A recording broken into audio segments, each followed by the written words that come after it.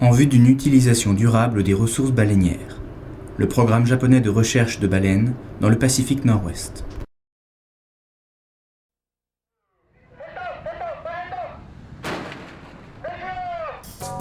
Le Japon continue de prendre des baleines à des fins de recherche, malgré l'opposition internationale et l'opinion de certains, prétendant que la recherche sur les baleines peut se faire par des moyens non létaux. En réalité, le Japon continue à mener des recherches létales sur les cétacés, parce que les informations détaillant le contenu de l'estomac des baleines ne peuvent être obtenues par d'autres moyens.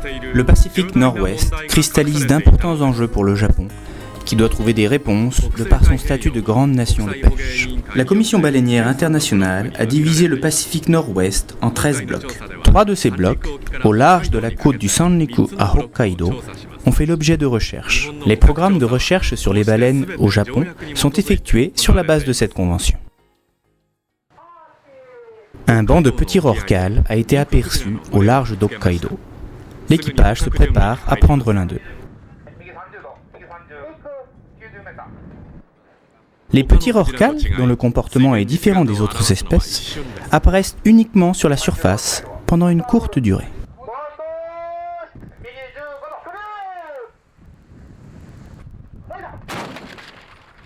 Après 1 heure, enfin, un petit rorqual a pu être échantillonné.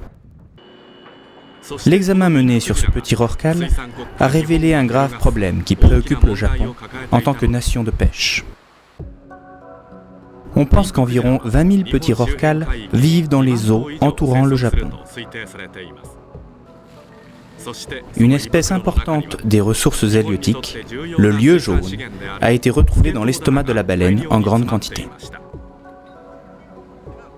Les baleines ont été en partie protégées de l'écosystème pendant une longue période en raison de l'interdiction totale de la chasse commerciale par la CBI. On pense que près de 70 à 100 millions de tonnes de poissons et crustacés sont consommés chaque année par les baleines dans le Pacifique Nord-Ouest.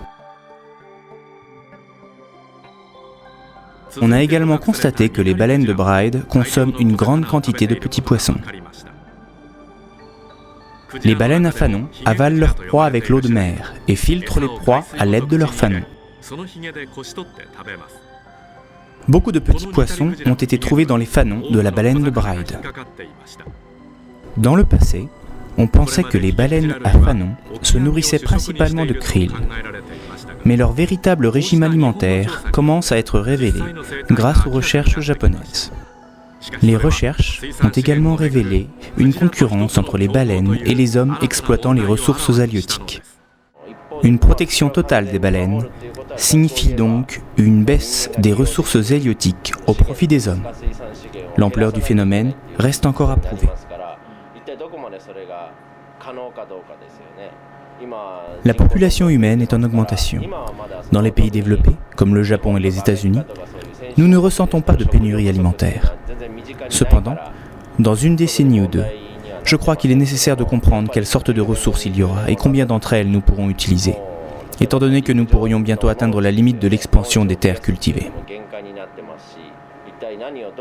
Je crois que nous avons besoin de comprendre l'écologie des baleines et nous devons gérer cette ressource en l'utilisant de manière durable là où elle peut être utilisée et en la protégeant là où elle doit être protégée pour l'avenir.